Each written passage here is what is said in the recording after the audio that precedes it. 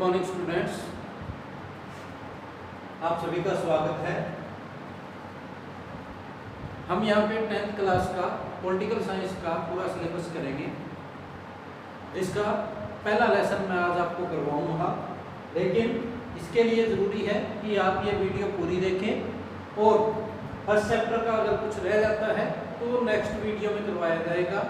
तो आप कंटिन्यूटी बनाए रखें और लगातार वीडियो देखें ताकि पूरा टॉपिक आपको समझ में आए। तो आज का हमारा टॉपिक है सत्ता की साझेदारी। सबसे पहले मैं आपको बताऊं कि ये सत्ता की साझेदारी होती क्या है।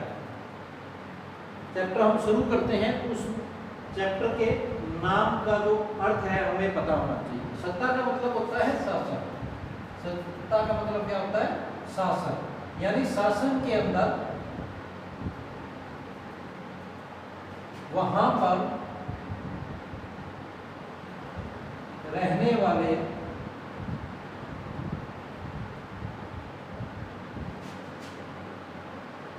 प्रत्येक नागरिक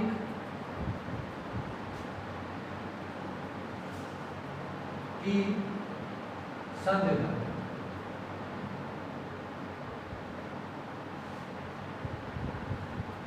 इस शासन के अंदर जब किसी भी देश में सरकार बनती है या सत्ता बनती है, वहाँ पर लोग शासन चलाते हैं, तो उस शासन के अंदर सभी लोगों का हिस्सा होना जरूरी है, हिस्सेदारी होनी जरूरी है। जैसे हम हमारे देश भारत का उदाहरण लेते हैं। सबसे भारत क्या है? एक ऐसा देश है जहाँ पर अनेक भाषा बोलने वाले लोग रहते हैं, अनेक धर्मों के लोग रहते हैं। उन सभी लोगों के रीति रिवाज, उनकी जाति, उनके धर्म, उनकी मान्यताएं अलग अलग हैं। लेकिन अगर किसी एक समुदाय को या किसी एक धर्म के लोगों को अगर बराबर का अधिकार नहीं दिया जाएगा देश के अंदर, तो वो इसके लिए क्या करेंगे?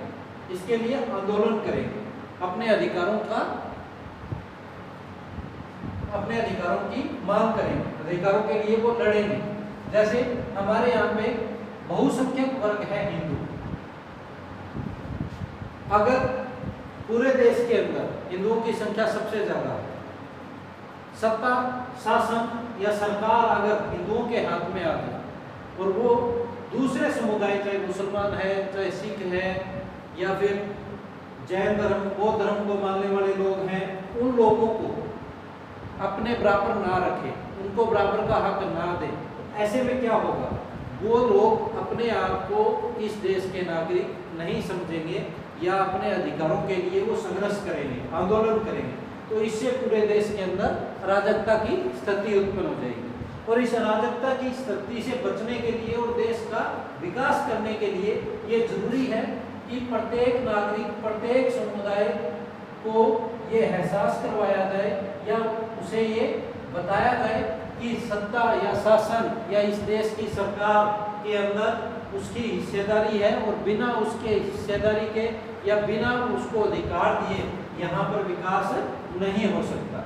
इस टॉपिक के अंदर, इस लेसन के अंदर दो देशों का उदाहरण लिया गया है। सबसे पहला है बेल्जियम।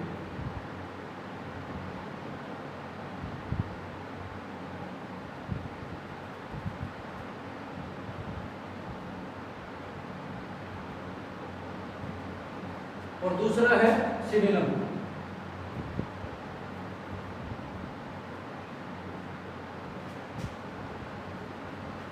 दोनों के अंदर परिस्थितियां लगभग सेम थी, लेकिन दोनों ने जो डिसीजन लिए उससे परिणाम दोनों के अलग अलग निकले। अब दोनों के अंदर सबसे पहले हम वहां की जो जनसंख्या है उनके अंदर किस धर्म के लोग रहते थे या कौन सी भाषा बोलने वाले लोग रहते थे, कितने कितने परसेंट हैं, उनके ऊपर सबसे पहले हम बेल्जियम के बारे में डिस्कशन करेंगे और उसके बाद श्रीलंका के बारे में। बेल्जियम एक छोटा सा देश है जहां पर डच भाषा बोलने वाले लोग लगभग 59%, फ्रेंच भाषा बोलने वाले लोग लगभग 40%, और जर्मन भाषा बोलने वाले लोग 1%। पूरा देश दो भागों में विभाजित है। एक हिस्से के अंदर डच भाषा बोलने वाले लोग बहुत ज्यादा संख्या में रहते हैं और एक हिस्से के अंदर फ्रेंच भाषा बोलने वाले लोग बहुत ज्यादा रहते हैं। तो जहाँ पर डच ज्यादा है वहाँ पर हर बार सरकार किसकी बनती? डचों की, और जहाँ पर फ्रेंच जाता है वहाँ पर जो गवर्नमेंट है वो सरकार किसकी बनती? फ्रेंच भाषा बोलने वालों की। और ये एक दूसरे के अधिकार नहीं देते थे एक दूसरे को, या एक दूसरे को अपने बराबर नहीं समझते थे। पूरे सेंट्रल गवर्नमेंट के अंदर सबसे ज्यादा जनसंख्या इनकी होने की वजह से जो केंद्रीय सरकार है उनके अंदर नेतृत्व तो हमेशा डच भाषा बोलने वालों का रहता, फ्रेंच भाषा बोलने वालों का नहीं होता, जिसके कारण फ्रेंच लोगों को बराबर का अधिकार नहीं दिया जाता था। तो दूसरा, इसी के अंदर बेल्जियम की राजधानी का नाम है ब्रुसेल्स। वहां पर इससे उल्टा, यहाँ पे डच 59% है, लेकिन वहां पे डच भाषा बोलने वाले कितने थे? सिर्फ 20%। फ्रेंच भाषा बोलने वाले यहाँ 40 हैं, तो वहां पे कितने थे? 80। ये वहां की जो जनसंख्या है उनका पूरा ब्यौरा है कि वहां पर डच भाषा बोलने वाले लोग कितने हैं, फ्रेंच भाषा बोलने वाले लोग कितने हैं। वहां पर सरकार हर बार डच भाषा बोलने वाले लोगों की बनती, जिसके कारण फ्रेंच भाषा बोलने वाले लोगों को बराबर का अधिकार नहीं दिया जाता। इसके लिए इन्होंने फिर आंदोलन, हड़ताल का रास्ता अपनाया, जिसके कारण देश के अंदर अराजकता की स्थिति उत्पन्न हो। अब वहां पर शांति स्थापित करने के लिए दोनों समुदायों के नेता मिलकर बैठकर इन्होंने बात की, जिससे एक नतीजा निकला। और इन्होंने ऐसा क्या किया कि वहां पर शांति स्थापित हुई और सत्ता के अंदर सभी लोगों को शामिल कर दिया गया, चाहे डच भाषा बोलने वाले लोग हों या फिर फ्रेंच भाषा बोलने वाले लोग।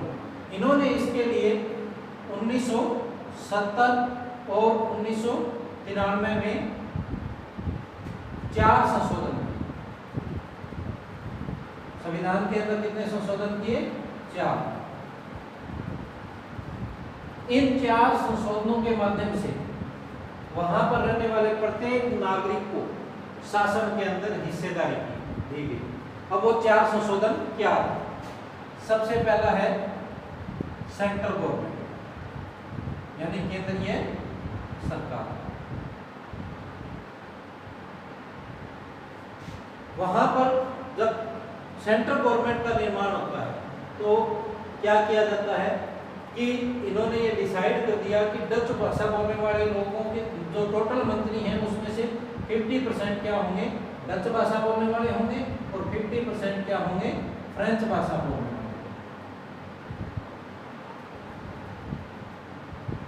अब सेंट्रल गवर्नमेंट के अंदर तो इन्होंने इन दोनों भाषा बोलने वाले लोगों को बराबर का अधिकार दे दिया, लेकिन डच भाषा बोलने वाले और फ्रेंच भाषा बोलने वाले लोगों में अब भी विवाद किस बात का? कि फ्रेंच भाषा बोलने वाले लोग, डच भाषा बोलने वाले लोग ये कह रहे थे कि हम पूरे देश के अंदर 59% हैं, तो ये 40% है, इसलिए हमें क्या मिलना चाहिए? सेंट्रल गवर्नमेंट के अंदर जो परसेंटेज है हमारी मंत्रियों की संख्या, वो परसेंटेज हमारी ज़्यादा होनी चाहिए। इसके लिए फ्रेंच भाषा बोलने वाले लोगों ने इस चीज़ का हल निकाला कि हम क्या करेंगे। दूसरा, इन्होंने क्या किया? वहाँ की राजधानी ब्रुसेल्स के अंदर एक अलग सरकार का गठन किया।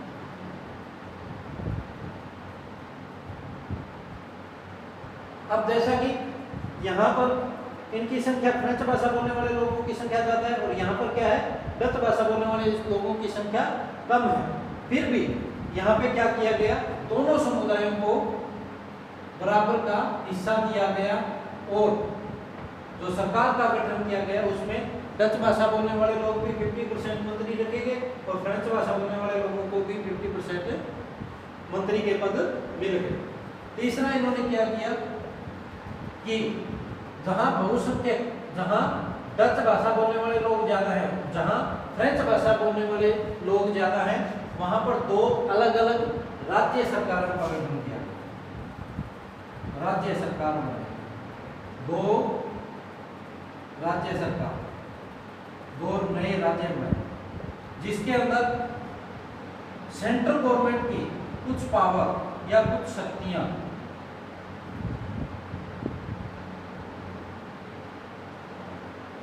राज्य सरकार को सौंप दी। तो इसके अंदर स्टेट गवर्नमेंट, सेंट्रल गवर्नमेंट के अंदर स्टेट गवर्नमेंट ने अपनी हिस्सेदारी दिखाई और पावर डिवाइड कर दी गई। जैसे हमारे देश के अंदर क्या कर दिया गया है, हमारे 3 सूचियां हैं भारत के अंदर, संघ सूची, राज्य सूची और तीसरा है समवर्ती सूची। संघ सूची के जितने भी विषय हैं उनके ऊपर कौन कानून बनाता है हमारे भारत में, सेंट्रल गवर्नमेंट। राज्य सूची के अंदर जितने भी विषय हैं उनके ऊपर कानून कौन बनाता है, राज्य सरकार। और समवर्ती सूची के अंदर जितने भी विषय हैं दोनों सरकारें कानून बना सकती है, लेकिन अगर विवाद हो जाए तो सेंट्रल गवर्नमेंट का जो कानून है वो लागू माना जाता है। ऐसे ही यहाँ पर इन्होंने क्या किया कि जो पावर है, जो शक्तियां हैं वो डिवाइड कर दी। केंद्रीय सरकार की कुछ शक्तियां किसको दे दी गई, राज्य सरकार। चौथा इन्होंने क्या किया, वहां पर सामुदायिक सरकार का गठन किया, सामुदायिक सरकार। आपको बताया है कि वहां पर 2 समुदाय हैं, डच और फ्रेंच।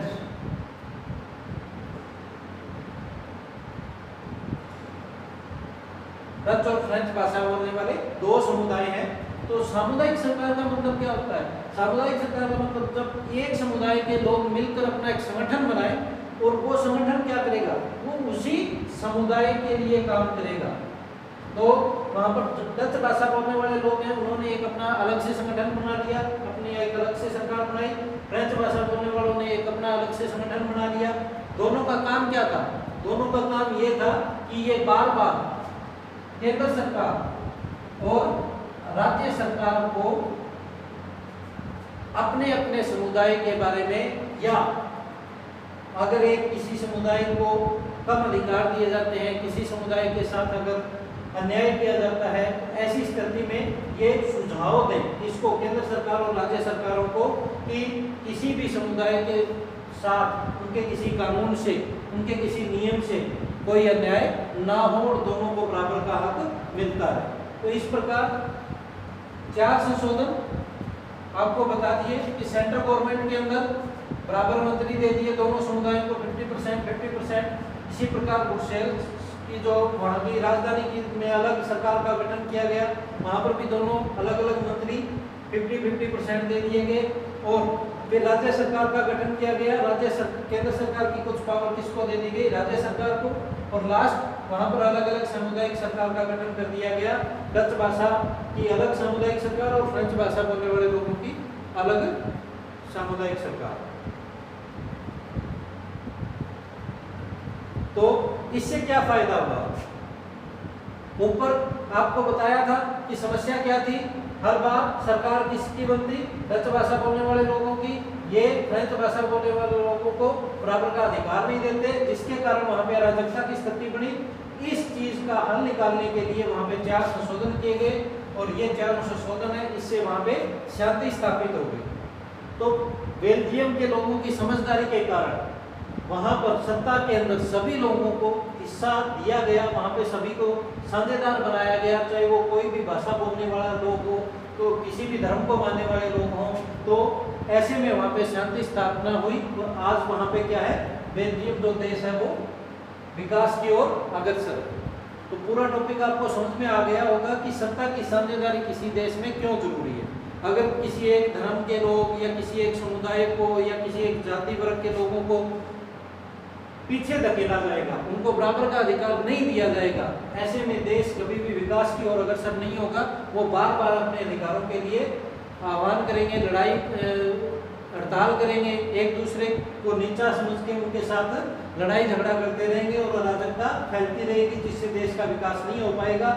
इस प्रकार देश का विकास तभी हो पाता है जब सत्ता या शासन के अंदर सभी को बराबर का अधिकार दिया जाए। अब मैंने इसके अंदर आपको बेल्जियम के बारे में बता दिया, बेल्जियम ने किस प्रकार समझदारी से काम लिया। दूसरी तरफ है श्रीलंका। दूसरा इसका जो देश है वो क्या है, श्रीलंका के बारे में इसके अंदर चर्चा की गई है कि श्रीलंका के अंदर ऐसी कौन सी परिस्थितियां थी, वहाँ पे लोग क्यों नाराज थे, वहाँ पे क्यों लोगों ने अराजकता फैलाई और उन्होंने इस चीज़ के लिए क्या किया।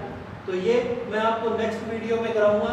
नेक्स्ट वीडियो में ये आपका पूरा चैप्टर कंप्लीट हो जाएगा और इसके 2 क्वेश्चन यहाँ पे बन रहे हैं, लॉन्ग क्वेश्चन, वो मैं आपको बता देता हूँ।